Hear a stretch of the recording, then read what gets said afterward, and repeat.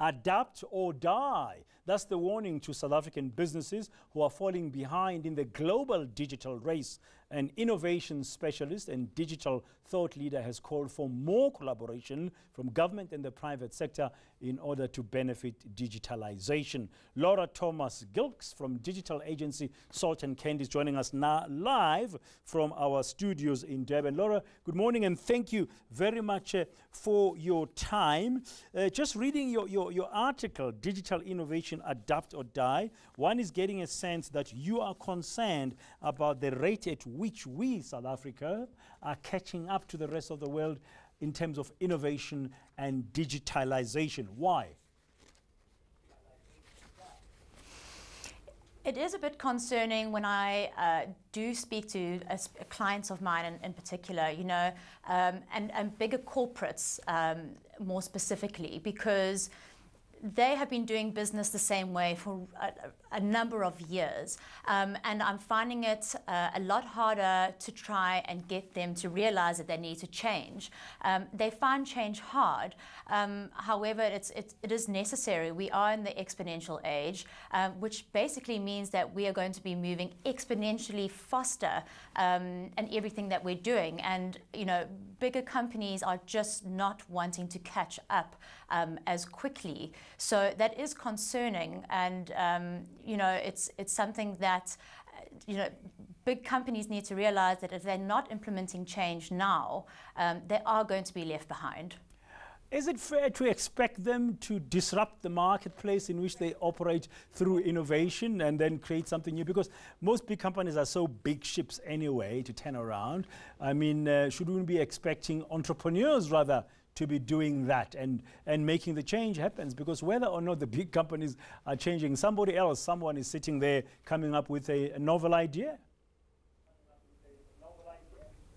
100%, and I think big companies need to be, they should be worried, because entrepreneurship is on the rise, which is absolutely amazing, and it's something that we as a country really need as well. So, you know, having a smaller company or being an entrepreneur or solo entrepreneur is something that, you know, innovation can spread more quickly. Smaller companies are more nimble. We can adapt faster. So, you know, that is something that big companies can't do, which is why the entrepreneurship in our country is so important, and why we will see them definitely, we'll see a surge in entrepreneurship in the future. Yeah, I mean, if you think about how the world of transportation has changed for us, an app called Uber has made it possible for us to be getting a taxi. They don't even own a single car anywhere in the world, but they are running the taxi industry, so to speak. Those kind of disruptors.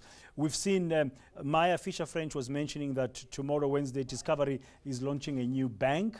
And Discovery was a disruptor in the insurance space since 1992 under Adrian Gore. So big companies really had better catch up, or they are going to be out. Which areas do you think there's chances for us in South Africa to collaborate? Where could this collaboration be? You've said government, the private sector, and the small business people. Where can it be?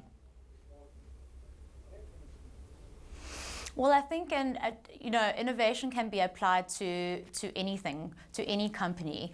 Really, at the end of the day, ideas are the most important thing, and collaboration and inclusive diversity are things that we really need to be focusing on, no matter what sector we're in.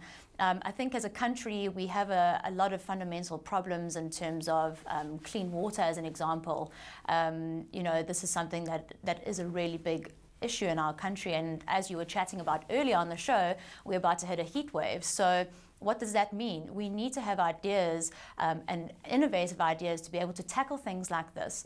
And the only way we can actually do that is by thinking more creatively.